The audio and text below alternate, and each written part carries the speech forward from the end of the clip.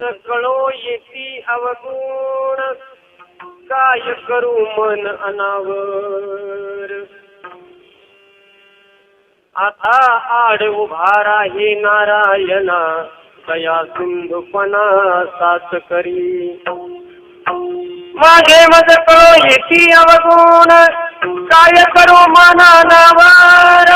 आता आड उभा राही नारायणा, दया सिंधुपणा साच करी. वाचा वदे परी करणे कठीण, वाचा वदे परी करणे कठीण. इंद्रिया अधीन झालो देवा, आता आड उभा राही नारायणा, दया सिंधुपणा साच करी.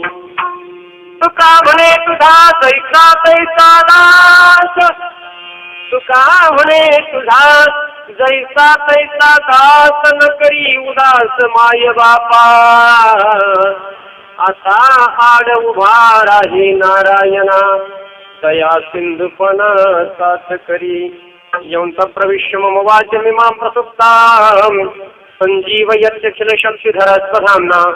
अन्यांश्च हस्तचरण श्रवणत्वगादीन्, प्राणान् नमो भगवते पुरुषाय तुभ्यं. पांडुरंगाकरू पुरी रम्य सिंहासनस्थं, पदम्भोज तेजस्फुरति प्रदेशं.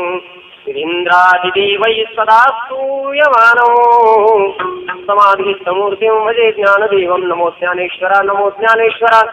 निवृत्तिउदारा सोपान देवा मुक्ताबाई. नमो त्रिभुवन पावनी आद्यत्रय जननी देवाश्रिये. नमो सद्गुरो तुकया ज्ञान दीपा, नमो सद्गुरु सच्चिदानंद रूपा. नमो सद्गुरु भक्त कल्याण मूर्ती, नमो सद्गुरु भास्करा पूर्ण कीर्ती. माझी मज कळो येती अवगुण, काय करू मन अनावर. आता आड उभा राही नारायणा, दया सिंधुपणा साच करी.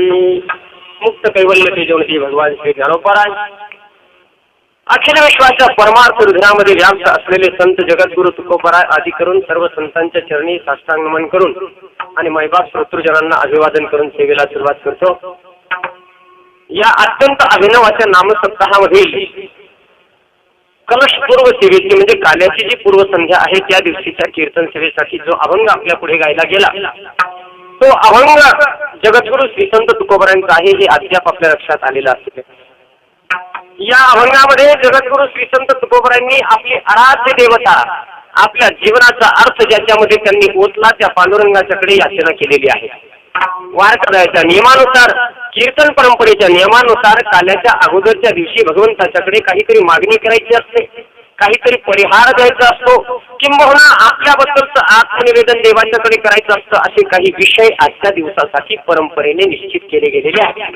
म्हणून आजच्या या दिवसाच्या निमित्तानं तुकोबरायांच्या अभंगाच्या माध्यमामधून जगद्गुरु श्री संत तुकोबरायांनी आपली आराध्य देवता असलेल्या परमप्रिय पांडुरंगाच्या समोर आपल्या अंतःकरणामधील आध्यात्मिक आंदोलनाचं स्पष्टीकरण देवाच्या समोर केलेलं आहे. आणि त्या आध्यात्मिक संकटामधून स्वतःला सोडवण्यासाठी आपल्या भगवंताच्याकडे याचना केलेली आहे. नाव जरी छोटं असलं तरी धुळं छोटं नाही हे आता लक्षात आलं. गेल्यानंतर जुनं धुळं सांगताना लोकांनी असं वेगवेगळ्या पद्धतीने सांगितलं, म्हटलं आहे तरी किती मोठं नाव, 2 अक्षरी धुळे, पण फार मोठं आहे धुळं. आणि ते मोठं आहे हे आता शेवटी सगळ्यात शेवटी तुम्हाला पाहून कळलं, कारण की प्रचंड संख्येमध्ये आपण सर्वजण इथे उपस्थित आहात. आपल्या भागातील शिवसेना या पक्षानं याचं आयोजन केले असं मला सांगितलं गेलं. राष्ट्रपुरुषांच्या जीवनातील काही प्रसंगाचं औचित्य साधून जगताच्या हिताचे कार्य करण्याची आपली परंपरा आहे. राष्ट्रपुरुष जे इथे होऊन गेले की ज्यांनी जगाचं हित पाहिलं, आपल्या जीवनाचा त्याग करून दुसऱ्याच्या हितासाठी जे झटले, किंबहुना आपल्या जीवनाचा बराचसा भाग लोकोपकारासाठी ज्यांनी खर्च केला, अशा राष्ट्रपुरुषांच्या स्मरणार्थ म्हणा किंवा त्यांच्या जीवनातील काही वाढदिवसासारखे औचित्य पाहून म्हणा कार्यक्रम महाराष्ट्रामध्ये सर्वत्र आयोजित केले जातात. कुठे रक्तदान, कुठे क्रीडा स्पर्धा, कुठे दान केलं जातं, कुठे कुणाचे अजून मोठ्या मोठ्या पंक्ती झडतात, वेगवेगळे कार्यक्रम आयोजित केले जातात. पण आपल्याकडच्या पूर्ण लोकांनी नामसप्ताहाचं आयोजन केलं हे वैशिष्ट्यपूर्ण आहे. अखंड हरिनाम सप्ताह इथे आयोजित झाला, हेतू काही असो आणि निमित्त काही असो, यानं आपल्या आध्यात्मिक उत्क्रांतीची नांदी झाली असं म्हणावं लागेल. कारण व्यावहारिक दृष्ट्या केलेले कर्म संपणारे आहेत. त्या कर्मानं आपण जगाला किती जरी सुखी केलं तरी ते सुख दीर्घकाळ टिकणार नाही. एखाद्याला एखाद्या गोष्टीनं तृप्त करायचं जर ठरवलं तर तृप्त करता येत नाही. हो, आपण जर समजा आरोग्य सप्ताह राबवला नाही का, या निमित्तानं आरोग्य सप्ताह राबवला, रक्त तपासणी केली, कुणाच्या रोगावर औषधोपचार केले, पण पुन्हा ते रोगी होणार नाहीत याच्याबद्दल काही शाश्वती नाही.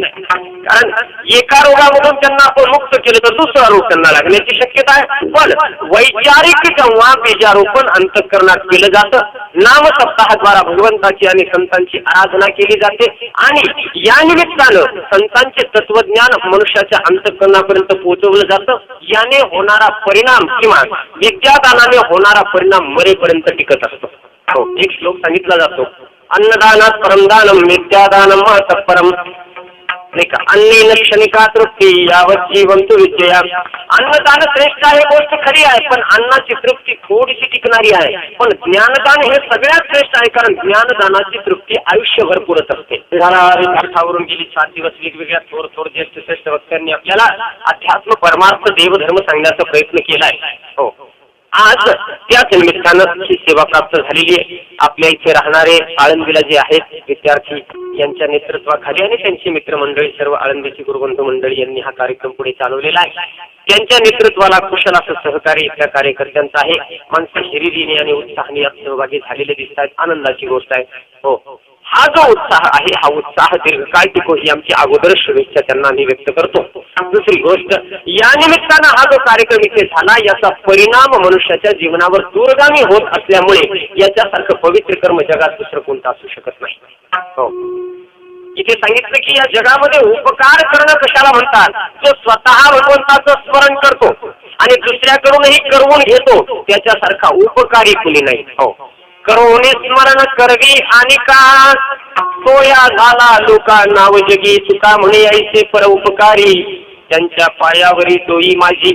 जो मनुष्याच्या अंतःकरणाला वळण लावण्याचा प्रयत्न करतो त्याच्यासारखा परोपकारी दुसरा कुणी नाही. म्हणून जगामध्ये सगळ्यात मोठे दाते संतांना म्हटलं गेलेले की ज्यांनी माणसांना काहीच दिलं नाही. दातृत्व, त्यांनी कुणाला द्रव्य दिलं नाही, त्यांनी कुणाला प्रपंचातल्या वस्तू दिल्या नाही, तरी संतांना सर्वात मोठे दाते म्हटलं जातं, कारण त्यांनी नित्य देवाचं स्मरण माणसाच्या अंतःकरणात टिकवलं.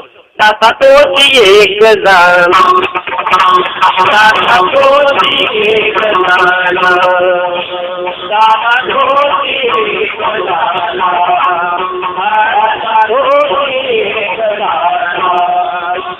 नारायणा स्मरते नारायणा स्मरते स्मरते दाता तोची एक जाण, दाता तोची एक जाण. भगवंताचं स्मरण करून देणं आणि आध्यात्मिक जीवन जगणं याची आवश्यकता काय आहे या वाक्यापासून आपण सुरुवात करू. काय गरज आहे बरं जीवनामध्ये? परमार्थ करण्याची, धार्मिक जीवन जगण्याची, नाही का, सत्कर्म करण्याची, किंवा या गोष्टीची जीवनात आवश्यकता का आहे? मनुष्य जेव्हा आपण जर सुज्ञपणे ऐकलं आणि अवधान माझ्याशी दिलं तर माझं कीर्तन आपल्या चांगलं विश्वासिनी पडेल. पण थोडंसं अवधान खंडित झालं की समजण्यामध्ये अडचण होईल. मनुष्य कोणतीही क्रिया करायला सुरुवात कधी करतो? आहे त्या स्थितीमध्ये तो समाधानी नसेल तर, हे त्याचं बीज आहे. प्रपंचामध्ये मनुष्य धडपडतो का? आहे त्या प्रपंचावर तो संतुष्ट नाही, ही झाली प्रापंचिक धडपड. आणि परमार्थामध्ये कथा कीर्तन ऐकणं, साधूच्या संगतीत जाणं, उपवास करणं, देवदर्शनाला जाणं, या सर्व गोष्टी जीवनात तो प्रत्येक मनुष्य कधी ना कधी हे करतो का?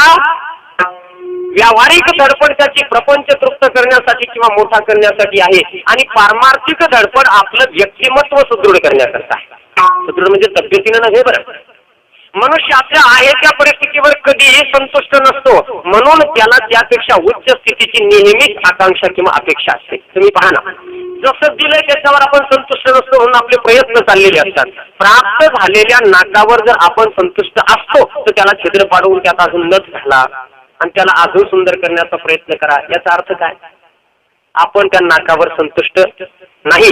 प्राप्त चेहऱ्यावर किंवा आपल्या मुखकमलावर आपण संतुष्ट असतो तर पार्लर मध्ये जाऊन त्याला अजून सुंदर करण्याचा प्रयत्न आपण केला नसता. प्राप्त देहावर संतुष्ट म्हणून त्याला अधिक सुंदर करण्याचा जसा व्यावहारिक प्रयत्न, तसं त्या प्राप्त व्यक्तिमत्वावर संतुष्ट नसल्यामुळे त्याला अजून अलंकृत करण्याचा माणसाचा प्रयत्न म्हणजे परमार्थ. पहा, धार्मिकता ही अत्यंत वैयक्तिक बाब आहे, अत्यंत वैयक्तिक. धार्मिकता ही समूहाची असू शकत नाही. धार्मिकता ही पुन्हा एका विशिष्ट अशा गटाची असू शकत नाही. धार्मिकता ही त्याची वैयक्तिक आहे. धार्मिक माणसाची व्याख्या अशी होऊ शकते की ज्यानं आपल्या जीवनामध्ये किंवा आपल्या अंतःकरणामध्ये सगळ्या सद्गुणांचं बीजारोपण करून आपलं चारित्र्य सद्गुणाच्या अलंकाराने सजवलेले त्याला धार्मिक माणूस म्हणता येईल. आणि ज्यानं आपल्या अंतःकरणामधल्या सद्गुणांची वृद्धी न करता किंवा वाढ न करता समग्र दुर्गुणांना आपल्या अंतःकरणामध्ये वस्ते स्थान दिलं त्याला अधार्मिक माणूस म्हणता येईल. त्याला जगामध्ये एक विशिष्ट जीवन पद्धतीची अपेक्षा आहे. ती जीवन पद्धती पहा, प्रत्येकानं आपल्या मनाला विचारावं की मला काय पाहिजे. हो, व्यावहारिक गोष्टी नाही बरं. मी माझ्याकडून काय अपेक्षा करतोय, मला माझ्याकडून काय हवंय. प्रत्येकाला प्रतिष्ठा संपन्न, चारित्र्य संपन्न आणि लौकिक संपन्न जीवन पद्धतीची गरज आहे. प्रत्येकाला वाटतं माझी स्तुती व्हावी, माझी कीर्ती व्हावी, जगात माझं नावलौकिक व्हावा, लोकांनी मला चांगलं म्हणावं, सर्वत्र माझे गुणगान गावे, माझ्यासाठी पोवाडे रचले जावे, लोकांनी मला चांगला म्हणावं. प्रत्येकाच्या हृदयात ही इच्छा आहे, त्याची पात्रता असो अथवा नसो, ही इच्छा प्रत्येकाची आहे. प्रसिद्धीसाठी माणसं काय काय करीत नाहीत या जगामध्ये. मला चांगलं कुणालाच असं वाटत नाही की लोकांनी माझ्या तोंडावर थुंकावं, माझ्या गुणांची सर्वत्र चर्चा व्हावी ही अपेक्षा प्रत्येकाची आहे. थोडक्यात मनुष्याला कीर्ती ही फार प्रिय आहे. स्तुती पराव्यामुखे रुचिकर, फार प्रिय आहे कीर्ती, प्रसिद्धी फार प्रिय आहे. कुणी सांगेल माणसांना द्रव्य किंवा पैसा प्रिय आहे, सोडून बोला. पैशाच्या आधी माणसाला कीर्ती प्रिय आहे, म्हणून कीर्ती प्राप्त करण्यासाठी माणसं नाही ते प्रयोग जगात करतात. Guinness book of world record कुठे पुस्तक आहे माहित नाही, आहे म्हणतात, ते पण इंग्रजीमध्ये आहे. पातळची बोंबाबोंब, कधी दिसतही नाही, फक्त नावच ऐकू येतं नाही का. पाहिलं का कधी? ज्याने पाहिलं असेल ते धन्य आहे. पाहिलं तरी त्याच्यामध्ये सगळं इंग्रजी लिहिलेलं असतं म्हणून काही कळत नाही. ते पुस्तक कुठे आहे तपास नाही. त्या पुस्तकामध्ये काय आहे, त्याला कोण वाचतो, सार्वत्रिक पेपर तरी जास्त वाचला जातो, तेवढं ते पुस्तक कोणी काही वाचत नाही. तरी पण त्या पुस्तकामध्ये आपल्या नावाची नोंद व्हावी म्हणून माणसं काय काय चमत्कार करीत नाही. कुणी लिंबू खातो, कुणी साप खातो, कुणी एका वेळेपासून 500 काहीतरी आता त्या वस्तूंची नावं मी घेऊ शकत नाही. अनेक प्रकार किंवा चमत्कार. कोणी सापाच्या खोलीतच राहतो, कुणी खालीच पोहून जातो, कुणी पाण्याखालीच बसतो. काय करतील याचा नियम नाही. हे कशासाठी? नाव मोठं होण्यासाठी. सर्व प्रयत्नानं मोठं झालेलं नाव किंवा प्राप्त झालेली कीर्ती ही सार्वभौम आणि दीर्घकालीन आहे का याचा विचार करा. जगामध्ये कीर्ती होते कशाची, जगामध्ये प्रतिष्ठा आहे कशाला, याचा विचार शहाणी माणसं करीत असतात. या विश्वामध्ये भूतकालामध्ये, आज वर्तमान कालामध्ये आणि पुढे भविष्यामध्ये सुद्धा फक्त एकाच गोष्टीला कीर्ती किंवा प्रतिष्ठा किंवा मान आहे आणि त्याला सद्गुण म्हणतात.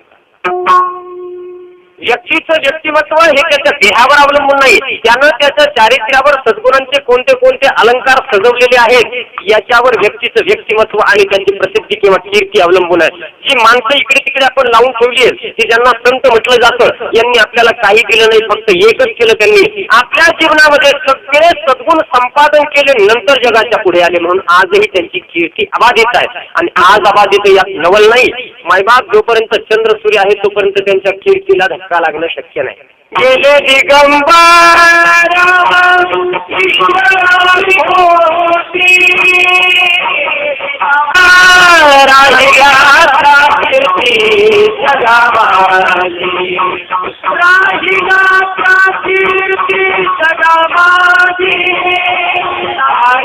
ज्यांच्या कीर्ती आज तागायत या जगात प्रसिद्ध आहेत अशा लोकांनी काय केलेलं आहे? सद्गुणांचा संचय केलेला आहे. सद्गुणांचा संचय अंतःकरणात करणं हे महत्वाचं काम परमार्थामध्ये शिकवलं जातं. हो, आपलं आपण लोकांना उगीचच मान म्हणून चालत नाही. मुझे गिनो कोई किसी को नहीं गिनेगा. हो, मुझे गिनोचे प्रयत्न काही कमी चाललेत का? मुझे गिनो तोंडावर गिनतील, पण आपलं तोंड फिरलं की निंदा सुरू करतील. अहो, आपण गेल्यानंतरही आपल्याला जगाने आपली नोंद घ्यावी यासाठी एकच संपत्ती जवळ असावी लागते, त्याला म्हणतात सद्गुण संपत्ती, दुसरं काही नाही, केवळ सद्गुण. हो, विश्वामध्ये अवगुणांची कधी प्रतिष्ठा झाली नाही, आता होत नाही आणि पुढे होणार सुद्धा नाही. जो मनुष्य अवगुणी आहे, ज्याच्यामध्ये दोष आहेत, अशा दोषवानाची कधी प्रतिष्ठा आज तागायत झाली नाही. तुकोबारांनी सांगितलं ना, अवगुण कोणी नाही प्रतिष्ठिले, मागे होत आले शिष्टाचार. अवगुणी मनुष्याला सद्गुणी माणसं नाव ठेवतात, यात नवल नाही. अवगुणी किंवा दुर्गुणी माणसाला दुर्गुणी माणसं देखील नाव ठेवतात, किती नवल आहे. अवगुणी माणसाला सद्गुणी माणसात किंमत नाही, पण दुर्गुणी माणसात देखील किंमत नाही, ही त्याची सगळ्यात मोठी कुचंबना. जरा एक वाक्य आपल्याला मी सांगेल, रावणाच्या जातीची किंवा त्याच्या पक्षाची माणसं जगात आज कमी नाहीत, पण रावणाचं मंदिर बांधायचं धाडस कोणी करीत नाही. काही अर्थ नाही का बांधायला? तो त्यांच्या पक्षाचा आहे, काय अर्थ नाही बांधत का? रावण हा दुर्गुणांचा पुतळा आहे, म्हणून दुर्गुणी माणसं जरी त्याच्यासारखे असले तरी ते धाडस करायला तयार नाही, अवगुणांना प्रतिष्ठा नाही.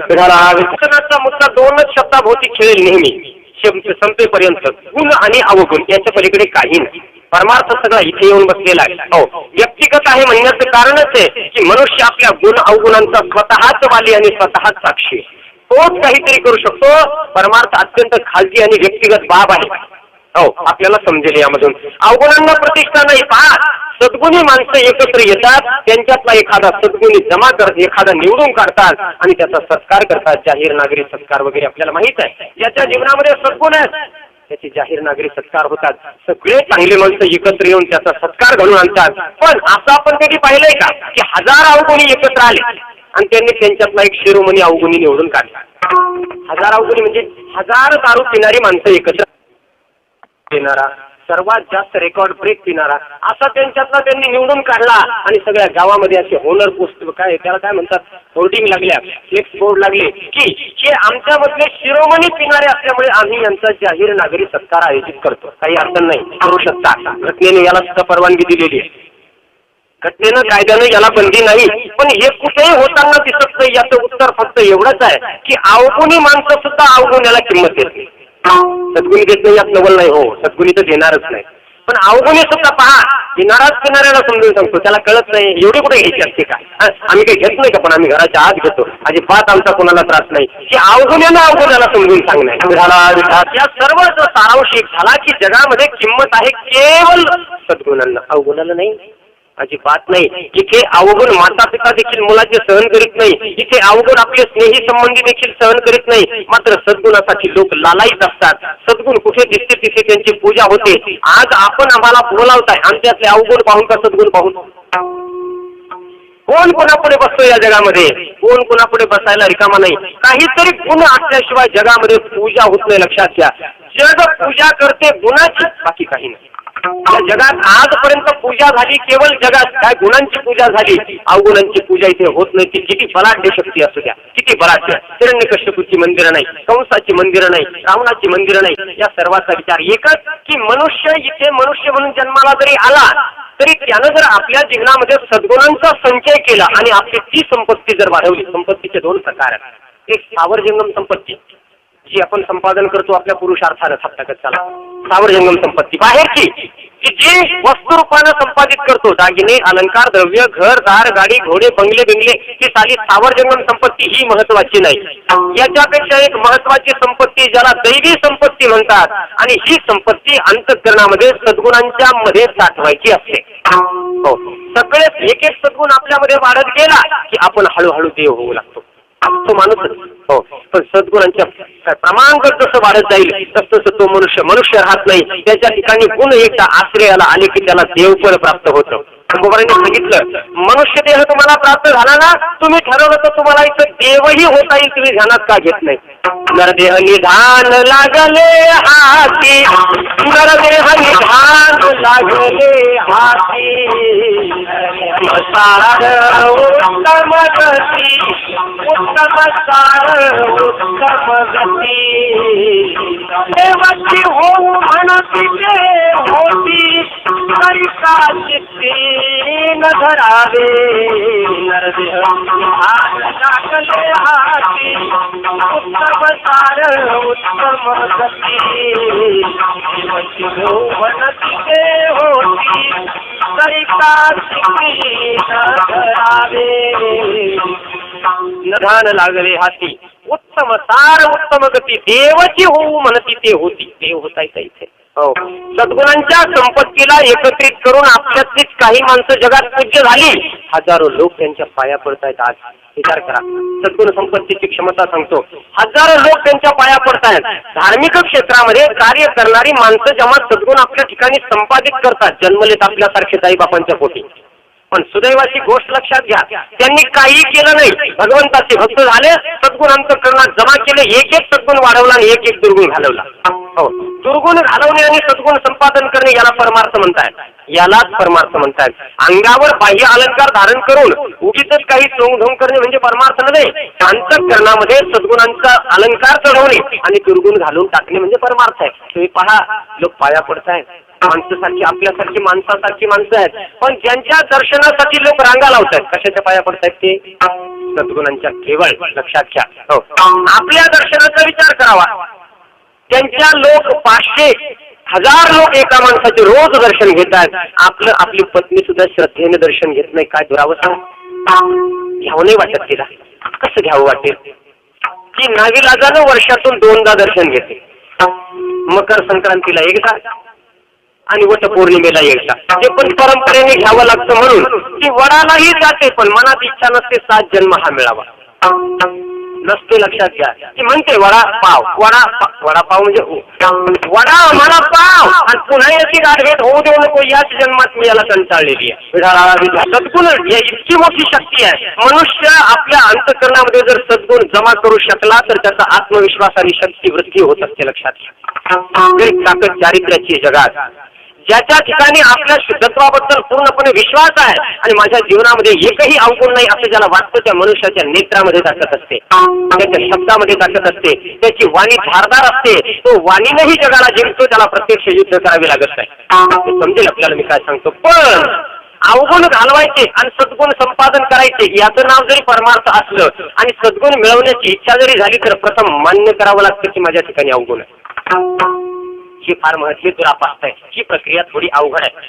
माझ्या ठिकाणी अवगुण किंवा दोष आहेत यावर माझा विश्वास व्हावा लागत असतो. हो, हॉस्पिटलमध्ये गेलेल्या माणसाचा किमान एवढा तरी विश्वास व्हावा लागत असतो की मी रोगी आहे. माणसं रोग लपवतायत. रोग सुद्धा खरं सांगत नाही. तुम्ही पहा, एखादा मनुष्य हॉस्पिटलमधून आला आणि त्याचे रेकॉर्ड असतं ना, कागद हॉस्पिटलमधले सगळे रिपोर्ट वगैरे लपवून ठेवतो, तो लॉकमध्ये ठेवतो, कोणाला पाहू देत नाही. रोग लपवतात माणसं. जसं रोग लपवतात तसं सद्गुण दुर्गुण लपवण्याची सुद्धा जगामध्ये पद्धती आहे. माणसं मान्य करीत नाही. पण खरं सांगू, आपल्याला एक प्रश्न आपण स्वतःला विचारून पाहावा. त्याचं उत्तर जर एका क्षणात आतमधून आलं तर समजायचं आपण फार चांगले. कोणतंही उत्तर येऊ द्या, पॉझिटिव्ह येऊ अथवा निगेटिव्ह येऊ, उत्तर सकारात्मक येऊ अथवा नकारात्मक येऊ, उत्तर यायला पाहिजे. पण मी खात्रीनं सांगेन, गोंधळ आहे, उत्तर येत नाही. गोंधळ आहे, इतक्या लवकर उत्तर नाही येत. प्रश्न कोणते सांगू? स्वतःला विचारावं, मी सज्जन आहे का दुर्जन? नाही येणार उत्तर. मी पापी आहे का पुण्यवान? नाही येणार उत्तर. मी चांगला आहे का वाईट? स्वतःला विचारावं, नाही येणार उत्तर. मी सज्जन आहे का दुर्जन? उत्तर नाही. मी पापी आहे का पुण्यवान? पटकन उत्तर येणार नाही. मी चांगला आहे का वाईट? पटकन उत्तर येणार नाही. मी पुरुष आहे का स्त्री? याचं उत्तर येईल वाटतं. त्याच्यातही बराच गोंधळ आहे. जरी उत्तर आलं तरी ते उत्तर फसवं असेल उत्तर, लक्षात घ्या. कारण आपण पुरुष आहोत का स्त्री हाही संशोधनाचा विषय आहे. मी याच्यावर पण संशोधन केलं. हो, एक प्रत्येक पुरुषामध्ये थोडीशी स्त्री लपलेली आहे आणि प्रत्येक स्त्रीमध्ये थोडासा पुरुष लपलेला आहे. दोघंही परिपूर्ण नाही. पुरुषातली स्त्री कधी कधी बाहेर पडते आणि स्त्रीमधला पुरुष कधी कधी बाहेर पडतो. मी तुम्हाला सांगेन. हो, तुमच्याकडे आहे की नाही मला माहित नाही, पण जेव्हा वराती निघतात ना तेव्हा पुरुष मंडळी नाचतात. तेव्हा पुरुषाला नाचावंसं वाटतं. स्वतःच्या ओठावरच्या मिशा काढाव्याशा वाटतात, बायकांसारखी केस वाढवायची वाटतात. तेव्हा समजायचे ती याच्यातली स्त्री जागी होते, निश्चित होते. कधी कधी होते, बायकी चाळे करतात हो माणसं. हो, त्यातली स्त्री लपलेली आहे, ती नेहमी जागी होत नाही, पण कधी काळी ती तशी होते जागी. म्हणून तो मग स्त्री सारखा नसतो. फेरण लवली लाव, इकून लाव, तिकून लाव, हे करणं म्हणजे त्याच्यातली स्त्री जागी झाली. वास्तविकता हा शृंगार हा पुरुषाचा विषय नाही. मर्दुमकी पराक्रम हा पुरुषाचा विषय. पुरुषाचं सौंदर्य त्याच्या कर्तृत्वामध्ये लपलेलं असतं, पण ते लागलं नटायला चॉकलेट बॉय. स्त्री अशी कधी कधी बाहेर पडते आणि तुम्ही म्हणाल स्त्रीमध्ये पण पुरुष निश्चित आहे. स्त्रीमध्ये पुरुष लपलेला आहे. स्त्रीला जेव्हा पॅन्ट घालावीशी वाटते, केस कापावेसे वाटतात, नाही का, पुरुषासारखं वागावंसं वाटतं, पुरुषासारख्या सगळ्या गोष्टी कराव्याशा वाटतात, हातातल्या बांगड्या काढून फेकाव्याशा वाटतात. अडचण होते त्यांची. छोट्या हाताच्या पुरी फिरतात जगामध्ये. त्यांना मागून पाहून समजत नाही मुलगा आहे का मुलगी आहे. पुढून येऊन पाहावं लागतं. कुठे गंमत आहे तरी सुद्धा कधी निश्चित होत नाही, लक्षात येत नाही. आमच्या सारख्याचा तर मोठा गोंधळ होतो, मोठा गोंधळ.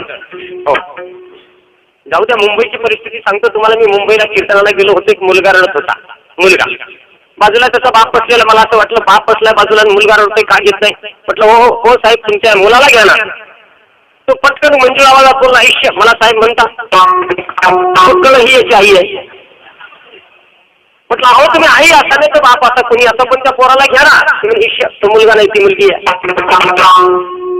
परिस्थिती सांगण्याचं कारण एक आहे की प्रत्येक पुरुषामध्ये स्त्री आणि प्रत्येक स्त्रीमध्ये पुरुष दडलेला आहे. आपल्या कोणत्याच बाबतीत निश्चित उत्तर आपल्याला प्राप्त होत नाही. आपण आहोत तरी कोण? उत्तर येत नाहीत म्हणून आपला निर्णय आपण स्वतः करू नये. अगोदर आपण अवगुणी आहोत हे मान्य करावं. आपल्या ठिकाणचे अवगुण आपल्याला प्रगटपणे दिसतील पण ते पाहण्याचा विचार करावा. मान्य करणं फार गरजेचं आहे. परमार्थामध्ये काही गोष्टींची मान्यता अगोदर करावी लागते. ज्याला उद्धाराच्या दिशेने चालायचं त्यांना अगोदर ते मान्य करावं लागते. संतांनी मान्य केलंय. ज्यांच्या ठिकाणी दोष नव्हते पण देवाच्या समोर त्यांनी प्रामाणिकपणे मान्य केलं की देवा मी अपराधी आहे, देवा मी चंडाळ आहे, देवा मी पतित आहे, देवा माझ्याकडून दोषाचं आचरण घडतंय, माझ्या अंतःकरणात अनेक दोष लपवले, ते मान्य करीत नाही. मान्य नाही करीत. हो, आता शिवदास महाराजांनी आम्हाला तुमच्या गावात आणलं. असंच कोणा एका गावामध्ये त्या गावातले जे धुरीण करते होते ना, गाव चालवणारे, त्यांना असं वाटलं की आपल्या गावामध्ये फार असलेले लोक आहेत, यांना आपण ज्ञानी करू म्हणून त्यांनी काशीवरून एक पंडित आणला आमच्या गावामध्ये दक्षिण द्यायला. त्या पंडिताला काशीला जाऊन सांगितलं तुम्ही आमच्या गावाला चाला, आमच्या गावात फार अज्ञानी माणसं आहेत, त्यांना तुम्हाला सज्ञान करता येईल. ते म्हणे आमचा धंदाच येतो अज्ञानाला सज्ञान करणं, आमचं काम आहे. पंडित गावामध्ये आले, सभा भरली, तुमच्यासारखेच असे प्रचंड गावातले लोक जमा झाले बघायला. पंडित असे माईक समोर उभे राहिले, साऊंड सेटिंग वगैरे व्यवस्थित सगळी झाली. आता पंडितांना बोलायचंय. कार्यकर्ते समोर बसले, तुम्ही नाही बरं. ज्यांनी त्या पंडितांना आणलं ते बसले. हळूच कानात येऊन सांगितलं आमच्या गावात फार अज्ञानी माणसं आहेत, तुम्ही अज्ञानी किती त्याचा सर्वे करा आणि तुमच्या ज्ञानाच्या साह्यानं त्यांना ज्ञानी करा. पंडित उभे राहिले. त्यांनी स्वतःचा परिचय केला आणि आवाहन केलं की हे पहा, मला असं सांगितलं गेलं की तुमच्या गावामध्ये फार अज्ञानी माणसं आहेत, तुम्हाला स्तुत्य किंवा सज्ञान करायला मी आलोय. कोण कोण अज्ञानी जरा उभे राहा. आवाहन संपलं. सभेवर दृष्टी टाकली. Pin drop silence. कुणीच उठेना. पंडितांना वाटलं आपली भाषा कदाचित समजली नसेल, काशीची भाषा आहे. त्यानं पुन्हा रिपीट केलं की तुमच्या गावात माणसं अज्ञानी आहेत असं मला कळलं, म्हणून मला तुम्हाला सज्ञान करण्यासाठी इथं बोलवलं गेलेलं आहे. तुमच्यामध्ये कोण कोण अज्ञानी आहेत उठून उभे राहा. कोणीच उभं राहिना. सगळे खाली बसलेले. तेवढ्याच कोपऱ्यामध्ये एकदम पाठीमागे एक मनुष्य लाजत लाजत हळूच उभा राहिला. पंडिताला हायचं वाटलं, चला एक तरी पेशंट भेटला. पंडितांना चला या जरा असे बाजूला त्याला बोलवलं, जवळ घेतलं. म्हणजे बरं झालं तुम्ही तरी भेटले. हो, एवढ्या लोकांमध्ये तुम्ही एकटे अज्ञानी आहात काय? सापडला तो माणूस. कोणाला अज्ञानी म्हणता? गावात आले तुमचं आम्ही ऐकून घेतो म्हणजे काही बोलता का? मला अज्ञानी म्हणता? त्या माणसानं उलट प्रतिसवाल केला. मला अज्ञानी तुम्ही कसे काय म्हणता? त्यानं सांगितलं मी म्हणत नाही, पण मी आवाहन केल्यानंतर तुम्ही एकटे उभे राहिले म्हणून मी तसं म्हणतो. त्यानं सांगितलं मेहरबानी माना, मी अज्ञानी वगैरे काही नाही, पण तुम्ही एकटेच उभे होते ते मला पाहावे ना म्हणून तुम्हाला जोडीदार म्हणून मी उभा राहील. मेहरबानी माना, अज्ञानी मी नाही. माणसं अज्ञान आणि अवगुण जगात मान्य करीत नाही तोपर्यंत त्यांच्या आध्यात्मिक उत्क्रांतीला सुरुवातच होत नाही. स्वातंत्र्य मान्य केल्याशिवाय स्वातंत्र्य संग्रामाला सुरुवात होत नसते. पारतंत्र्य पोटावर बसलेली माणसं काही कमी नव्हती, पारतंत्र्य मान्य करीत नव्हती. अजूनही त्या काही अवलादी शिल्लक आहेत की त्यांच्या मुखामधून वाक्य आम्ही ऐकतो, बरी होती इंग्रजाचीच राजवट, असं बोलणारे अजूनही काही आहेत. तेच बरं होतं, साहेबाचं सरकारच बरं होतं असं मराठवाड्यामध्ये त्या भागात अजून काही म्हातारे बोलतायत. म्हातारे म्हणून त्यांना काही करता येत नाही. पण एकदा गुलामगिरी मनुष्याच्या हाडाच्या आतमध्ये शिरली की ती बाहेर खेचून काढणं फार अवघड असतंय. एका अवस्थेची सवय झाली, सांगेल मी आपल्याला पुढे, तसं मनुष्याला अज्ञानाची जर सवय झाली आणि अवगुणांची सवय झाली की मग अवगुणच सद्गुण वाटू लागतात. काही माणसं अवगुण लपवायचा प्रयत्न करतात, कळत आहे अवगुण आहे पण लपवायचा प्रयत्न करतात. आपल्या शरीराची घाण येते हे समजते ती धुवून काढावी ना, नाही ते डिओ मारतात, इकडून डिओ मार तिकडून डिओ. किती वेळ मारणार रे बाबा? डिओनं काय मनुष्याच्या शरीराची घाण जात असते. डिओ मारणं हा झाला तात्पुरता उपाय, पण ती कधी येऊ नये म्हणून किमान धुवून तर काढावी. देहाच्या दुर्गंधीचं रूपक काय? अंतःकरणामधून आपले जे अवगुण आहेत ते बाहेर टपकतात. कधी कधी आपले अवगुण बाहेर पडतात, त्यामुळे जगात नाचक्य होते, आपली सगळी अपकीर्ती होते. अपकीर्ती, मनस्ताप, क्लेश, चारित्र्याची हानी आणि पाप या सर्व गोष्टी अवगुणांच्या पोटी आहेत. म्हणून आपल्या अवगुणांना शोधून त्यांना घालवण्याचा प्रयत्न करणं म्हणजे धार्मिकता. अवगुणांची पीडा फार वाईट आहे. पीडा बरोबर बोलले. मनुष्य जर विचाराला प्रवृत्त झाला तर त्याला सर्वात जास्त छळतात त्याचे अवगुण. तुम्ही पहा, मनुष्यानं तरी आपल्या अंतःकरणाचा विचार जर केला आणि आपल्या गतजीवनाकडे त्यानं जर डोकावून पाहिलं तर त्याला त्याच्या जीवनातले गतजीवनातल्या सगळ्या गोष्टी स्पष्ट दिसत असतात. पण अवगुण शोधायचे कसे? परमार्थ कशाला म्हणतात आपल्याला कळेल याच्यामधून. परमार्थ काय आहे? गंध ओढणं, माळा घालणं, देवळात जाणं, पोथ्या ऐकणं, या गोष्टीमध्ये परमार्थ नाही. या बाह्य क्रिया झाल्या. आपल्यामध्ये दोष घालवण्यासाठी झटपटणं, तळमळणं, दोष घालून नवीन गुणांची उत्पत्ती तिथं करणं, याला परमार्थ म्हणतात. गीतेच्या 16व्या अध्यायामध्ये दैवी संपत्तीचे गुण सांगितलेले 26. त्याला दैवी संपत्तीचे गुण म्हणतात.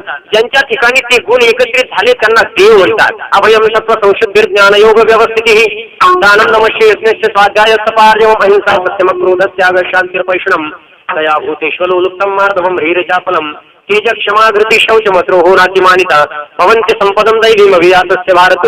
26 गुण सांगितले, हे दैवी गुण आहे. ज्याला संपादन करता आले तो देव झाला. हो.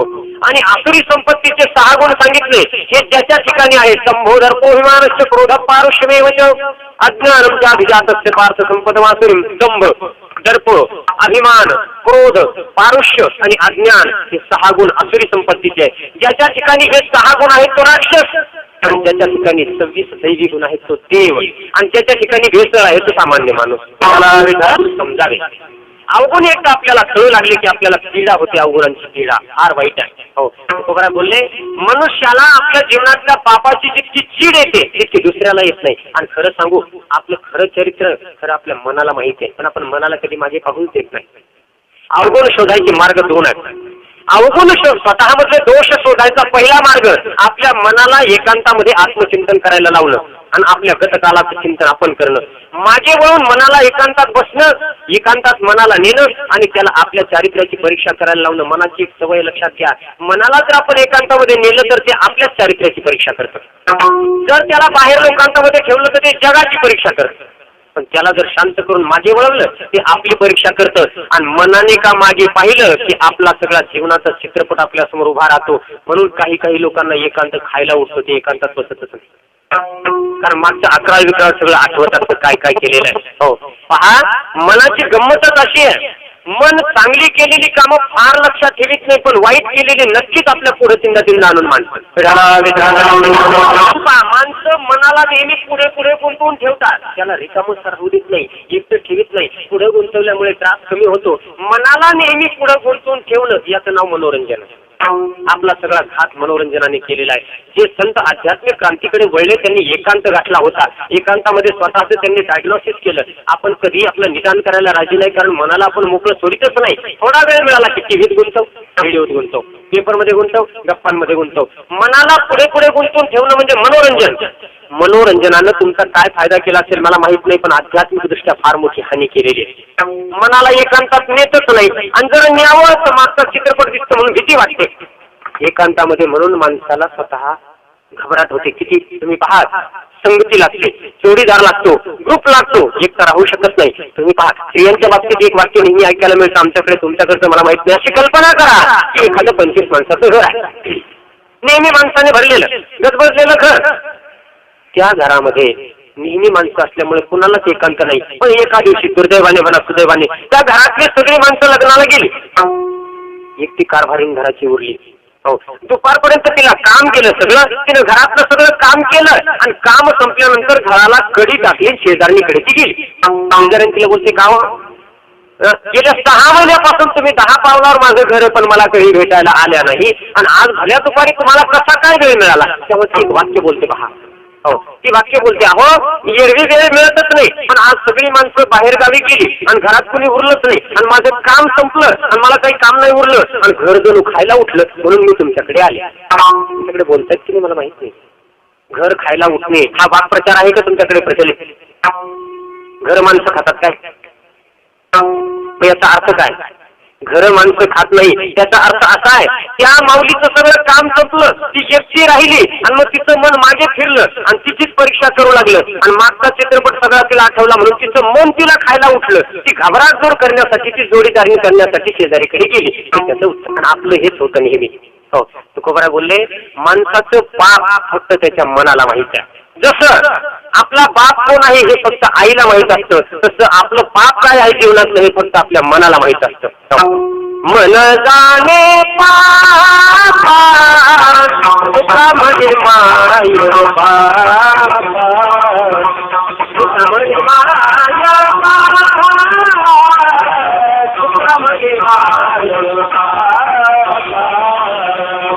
मनाला पाप कळतं, फक्त त्याला पाहू द्यावं, आणि एकदा कळलं की मन मग नंतर त्या पापाबद्दल आपलीच निर्भरसना करू लागते. गीत होतं पहा पाठीमागे, नवरा मन दर्पण कहलाय, ऐकलं ते. हो, मले गोरे सारे करों को देखे और दिखाए तोरा मन दर्पण. मनासारखा आरसाने दुसरा कोणता? माणसानं आपला चेहरा मनाच्या आरशात पाहावा. ते डिलिव्हरी आरशात काय दिसतंय बाहेरचं, मनाच्या आरशामध्ये आपले दोष आपल्याला दिसतात आणि मग ते वारंवार चलतात मनामध्ये. पहा, काही गोष्टी आपण शोधणे मानतोय शहरातली, म्हणून आपण जाणू शकाल म्हणून सूक्ष्मता सांगतो. आपल्या जीवनामधल्या गतकाळातल्या काही गोष्टी विसरून जाव्यात असं आपल्याला वाटतं, पण दुर्दैवाची गोष्ट आहे मनाच्या कम्प्युटरला डिलीट नावाचं बटन नाही, ती सोय नाही, ती काही डिलीट करता येत नाही. तर अशा अनेक गोष्टी आहेत की आपल्याला वाटतं विसरून जावं. तो विचार जरी ध्यानात आला तर मान झटकून मनुष्य विचार टाकून द्यायचा प्रयत्न करतो, पण मन छळवाद करतं, पुढे आणून ठेवतं पुन्हा ते पातकच अशी यादी दाखवतं मन आपल्याला. करता येत नाही, त्याचा उपायच नाही. त्याचा एक उपाय मनुष्यानं मनाला एकतर एकांतामध्ये आत्मनिरीक्षण करू द्यावं, नाहीतर दुसरा मार्ग संतांच्या संगतीमध्ये मनाला द्यावं, तिथं तरी आपल्या दोषाची परीक्षा होत असते. दोनच मार्ग आहेत.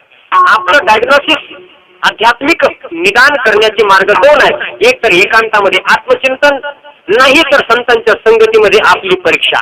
मन लावा एकांती साधू संगे, मन लावा एकांती साधू भक्ती मनाची योगी, मन लावा एकांती साधू संगे, मन लावा एकांती. मार्ग आहे. साधूच्या संगतीमध्ये दोष कळतात, नाहीतर एकांतामध्ये दोष कळतात. दोष घालवल्याशिवाय आपल्याला चैन नाही. हो, लक्षात घ्या, आपल्याला सुद्धा समाधान नाही.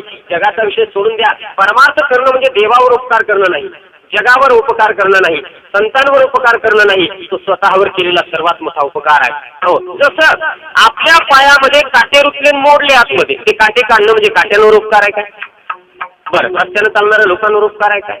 आपल्या पायात मोडलेले काटे खेचून काढणं हे आपल्या पायावर केलेला जसा उपकार, तसं आपल्या अंतःकरणामध्ये खोलवर रुतून बसलेले दुर्गुण उपटून बाहेर काढणं हा स्वतःवर केलेला उपकार आहे. कारण ते दुर्गुण छळतायत रात्रंदिवस.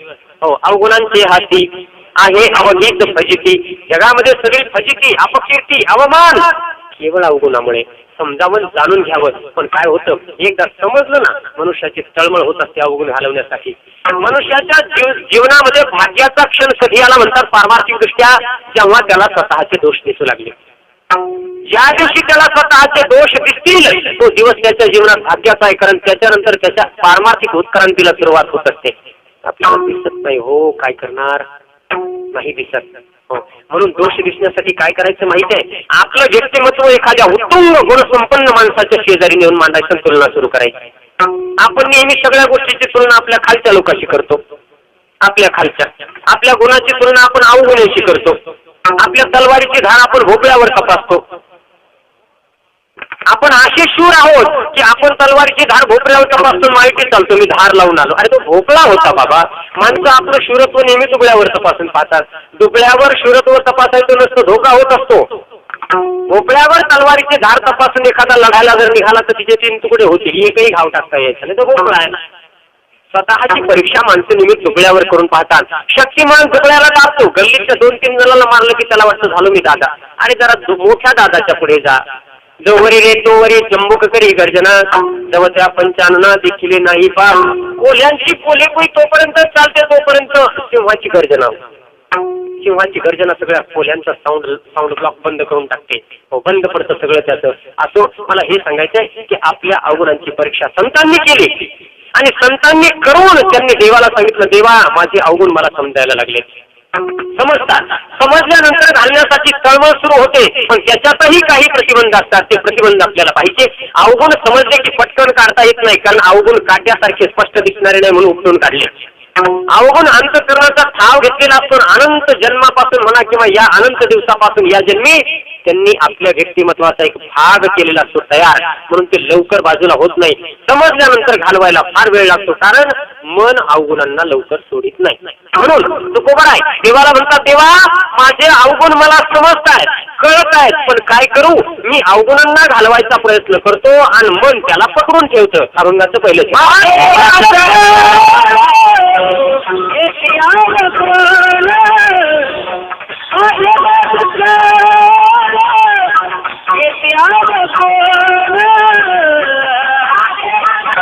काय करू मन अनावर काय करू मन अनावर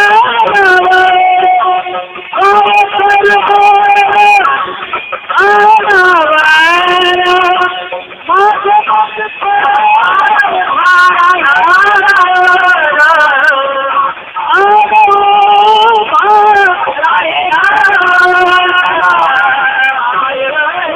माझे मज कळो येती अवगुण काय करू मन अनावर. देवाकडे याचना केली तुकोबरांनी.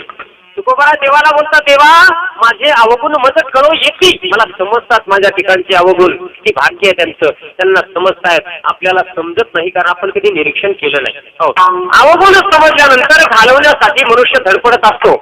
जोवर समजत नाही तोपर्यंत दुर्लक्ष होतं. आणि एकदा समजलं की मग मनुष्य पुन्हा त्याला लांबणीवर टाकत नसतो. स्वभाव एकदा दोष कळला की घालवण्यासाठी माणूस धडपडतो. जसं एखाद्या माऊलीच्या डोक्यात उवा व्हाव्यात, होऊ नये उवा व्हाव्यात म्हणजे एक उदाहरणादाखल मला सांगायचंय. कुणाच्या डोक्यात उवा व्हाव्यात अशी माझी इच्छा नाही, पण चुकून जर तिच्या डोक्यामध्ये उवा झाल्या जोपर्यंत तिला समजलं नाही डोक्यात उवा झाल्या तोपर्यंत ती फारसं लक्ष देत नाही. एकदा का खाजवताना एखादी बोटामध्ये आली, अंगावर शहारा उभा राहतो. उवा झाल्या नाही नाही आता यांचा निपात केला पाहिजे. व मेडिकल हायमेट अमुक तमुक जेवढ्या औषधी तेवढ्या डोक्यात घालून त्या उवातून सुटका करून घेण्यासाठी प्रयत्न करते. समजल्यानंतर उशीर लागत नसतो, अगोदर समजावं. उशीर लागत नाही. पण काही माऊल्या मात्र चमत्कारिक आहे. इतक्या प्रयत्नानं उवा संपल्या नाही की त्या बाहेरून मग मलमपट्टी करायचा प्रयत्न करतात. आजच्या उवा कोणाला दिसू नये म्हणून केसांचं व्यवस्थितपणे रचना उवाच्या इतक्या अंडी देतात. म्हणतात एक ऊ एका दिवसामध्ये, मला काही माहित नाही कारण त्या उवांचं शास्त्र काही मी शिकलो नाही. म्हणतात पण 22 अंडे देते एका तासामध्ये एक ऊ. तर ती अंड्यांची साखळी त्या केसावर असते, त्याला लिखा म्हणतात. तुमच्याकडे काय म्हणतात? बरोबर आहे काय? संन्याशांना बरंच काही माहित असते. त्या लिखा दिसतात अशा पांढऱ्या पांढऱ्या पांढऱ्या केसांवर. उवा सहसा दिसत नाही, पण उवा आहे त्याचा अनुमान लिखांच्या वरून करता येतं. कारण उवा शिवाय लिखा नाही. लिखा अधिक उवा अधिक कोंबडी अधिक अंडी अधिक असा प्रश्न आहे. त्या लिखा दिसल्या आणि एखादी म्हटली बाई तुझ्या डोक्यामध्ये लिखा दिसतात बरं, पण ती जो पारते तिला माहित असतं उवा झालेली आहे, पण तिला समजू द्यायचं नाही. ती म्हणते लिखा नाही, कोंडा झाला असेल, कोंडा डॅन्ड्रफ जोपारणं. आपल्या ठिकाणचे अवगुण झाकून त्यांना सद्गुण आहेत असं दुसऱ्याला सांगणं आत्मघात आहे. माझे मज कळो येते अवगुण काय करू मन अनावर. समजल्यानंतर घालवायला अजिबात उशीर लागत नसतो, पण इतर गोष्टी घालवणं सोपं आहे, अवगुण घालवणं तितकं सोपं नाही. आत्मविश्वास हरवलेली अवगुण संपन्न माणसं जगात आपल्याला वावरताना दिसतात की ज्यांच्यामध्ये सृष्टीमध्ये सामर्थ्य देखील नाही, स्वतःच्या पावित्र्याबद्दल आत्मविश्वास नाही. आमच्या माणसं पाया पडतात. आम्ही जर कोणाच्या पायावर झुकू लागलो की माणसं न करा का महाराज आमच्या कशाला पाया पडतात का? असंच आहे का तू? जनावर आहे का? माणूस नाही का तू? तुझ्या पाया पडल्यानंतर तुला एवढा पश्चाताप का व्हावा? याचा अर्थ तू कबूल करतो की तुझी ती लायकी नाही. हे का कबूल होते माहिती आहे? आम्ही जर तुमच्या पाया पडू लागलो तुम्ही सहजासहजी पाया पडू देत नाही. तुम्ही म्हणजे तुमच्यातली बरीचशी मंडळी का पाया पडू देत नाही? आम्ही माणूस आहोत, तुम्ही माणूस आहोत, पण तुमचं मन कुठेतरी सांगते की यू आर नॉट कॅपेबल. तुझी कॅपॅसिटी नाही, नको पाया पडू देऊ, चांगला माणूस आहे. याचा अर्थ असा की स्वतःचा आत्मविश्वास कुंठित होतो केवळ अवगुणांच्यामुळे. माझे मज कळो येते अवगुण. अवगुण माणसाच्या शक्ती ज्याचं स्वतःचं अवसान गळालंय, मग तो अवसानासाठी ज्याच्या ठिकाणी अवसान आहे त्याचा शेपूर धरून त्याचं लांगुल चालन करू लागतो. कोणाचा तरी दास म्हणून घेतो स्वतःला आणि त्याच्या अवसानाचा काही भाग आपल्याकडे डायव्हर्ट होतो का प्रयत्न करतोय. संतांचं जे काही अवसान किंवा सामर्थ्य ते स्वयंमूळ आहे. संतांनी देवाचा सुद्धा नंतर आधार केला नाही. तेव्हा तुझ्या आधाराची गरज नाही, आम्ही आमच्या सामर्थ्यावर मृत्यूला जिंकू. जाऊ द्या, तो माझ्या चिंतनाचा आजचा मुद्दा नाही. अवगुण कळाल्यानंतर घालवण्यासाठी प्रयत्न चालतो, पण ते इतकं सोपं नाही. हो, अवगुण कळाले की माणसाला तळमळ होते. बरं समजावे. हो, आपण ग्रामीण भागातले नाही म्हणून तुम्हाला तो दृष्टांत समजणार नाही, पण मी सांगतो. ग्रामीण भागामध्ये पूर्वीच्या काळी लोक शेतामध्ये झोपायची, बैलांच्या सोबत शेळ्यांच्या सोबत. गोठा त्याच्या बाजूला तिथे लोक झोपायचे. शेतात झोपल्यानंतर कधी कधी त्या जनावरांचा गोचीड माणसाच्या अंगाला येऊन लागायचा. आता तुम्हाला हा अनुभव नसेल. हो, कारण आता गोचीड आतमध्ये लागत नाही, आता आतमध्ये काय बाहेर लागत नाही आता. हो, पूर्वीच्या लोकांच्या बाहेरच्या त्वचेला गोचीड कदाचित असतील, पण त्यांचं अंतःकरण स्वच्छ होते. हो, आता सगळी गोचीड आतमध्ये जाऊन लागली. बाहेरून फार लट्टा पट्टा आहे, बाहेरची त्वचा मुलायम दिसते, पण अंतःकरणात सारा गोचीडांचाच बाजार झालेला आहे. आता असं उलट झाले, सगळं बाहेर जे होतं ते आत गेलं आणि आत जे होतं ते बाहेर आलं. जाऊ द्या असो, तर ती गोचीड लागायचा. पण काय जुनी माणसं फार काय आंघोळीकडे विशेष लक्ष देत नव्हती. इकडून पाणी टाक तिकडून पाणी टाक. त्यांचं काही बाहेरच्या शुद्धतेवर फार लक्ष नव्हतं. बाहेरच्या शुद्धतेवर लक्ष कधी येत असं माहिती का? माणूस बाहेरून जास्त खबरदारी कधी घेऊ लागतो, जेव्हा आतली दुर्गंधी फार वाढते तेव्हा. आपल्याला समजेल का माझे हे सिद्धांत समजतील का? बाहेरच्या टापटिपीबद्दल माणूस जास्त सावध जेव्हा होतो जेव्हा आतली दुर्गंधी वाढते तेव्हा. तर मुद्दा हाच आहे की तो गोचिड लागला आणि तो लक्ष फार 4-5 दिवस तर ध्यानातच येत नसेल, पण कधीतरी त्या माणसाच्या त्या खेळूच्या अंगाला खाज आली आणि त्याला कळलं की गोचिड लागलेला आहे, तर फक्त 4-5 दिवस गोचिड मुक्काम करायचा तिथे, लक्ष नसायचं त्याच्याकडे. पण लक्षात आल्यानंतर मग तो माणूस असं म्हणत नव्हता, जाऊ द्या, राहू द्या 2-4 दिवस, उद्या परवा उठून फेकू. नाही, समजल्या बरोबर अंगाला शहारा यायचा, गोचिड आहे क्षणी उपटून फेकून दिला जायचा. तसं अवगुणांचं आहे. अवगुण समजल्यानंतर मनुष्य हातपाय घेऊन त्याच्या मागे लागतो घालवण्यासाठी, पण अवगुणांचं अवघड आहे. आपण अवगुण घालण्यासाठी धडपडतो आणि मन मात्र अनेक दिवसाच्या सहवासामुळे अवगुणाशी मनाची झालेली असते मैत्री, मन अवगुणांना सोडू देत नाही, पकडून ठेवतं. काय करू मन अनावर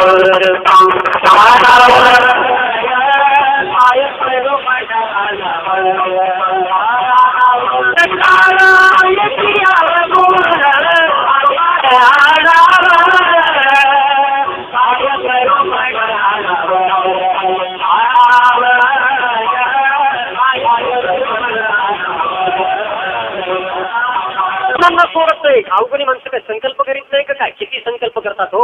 प्रत्येक किनारा सकाळी संकल्प करतो, सकाळी हो, सकाळी त्याचा संकल्प असतो. तो म्हणतो फार वाटोळ झाला तपास, हो, कारण त्याची परिस्थिती अशी असते, सकाळी मुलं शाळेत जाईपर्यंत त्याला तोंडावरलं काढताच येत नाही. पाहिन कसा रात्रीच्या गमती पोरांनी पाहिलेल्या असतात आणि पोरांच्या पुढे झालेला अपमान फार वाईट आहे. पत्नीच्या पुढे तोंडावरलं काढावंसं वाटत नाही. त्या दयनीय परिस्थितीमध्ये त्याला वाटतं बस आता फार वाटोळ झालं. संकल्प करतो तो सकाळी की पुन्हा आता हे करणे नाही, पुन्हा आता हे करेल. बरोबर चाललंय का? हो, संकल्प करतो, पण मन म्हणतं कशाला संकल्प करतो, मी आहे ना तुला 4 वाजता माती घालणारा.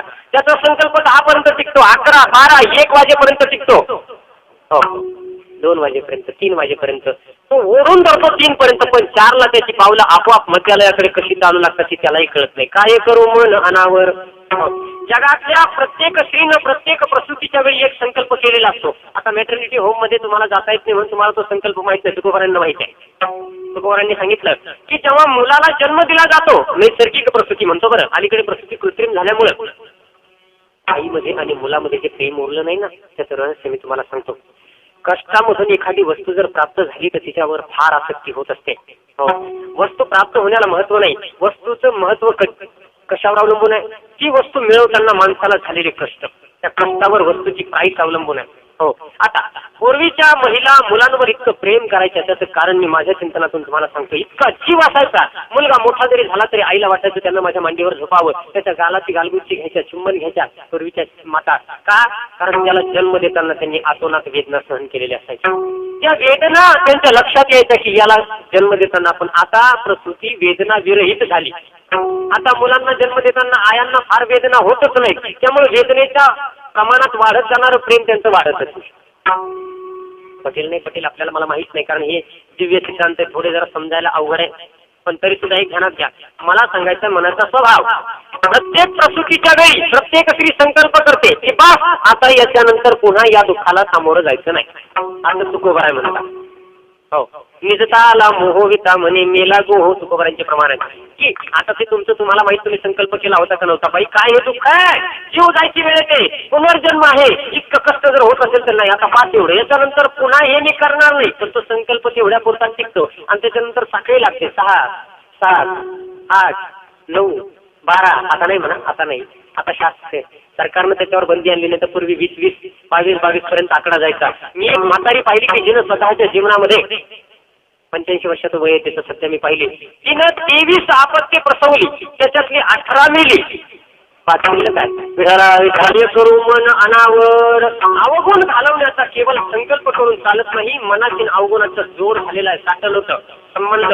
अनेक दिवस अवगुण मनामध्ये राहिले, अंतःकरणामध्ये राहिले, म्हणून मनाची त्याची मैत्री झाली. म्हणून जेव्हा आपण एखादं पापकर्म करू लागतो तेव्हा आपल्या अंतःकरणामधून 2 आदेश बाहेर येत असतात.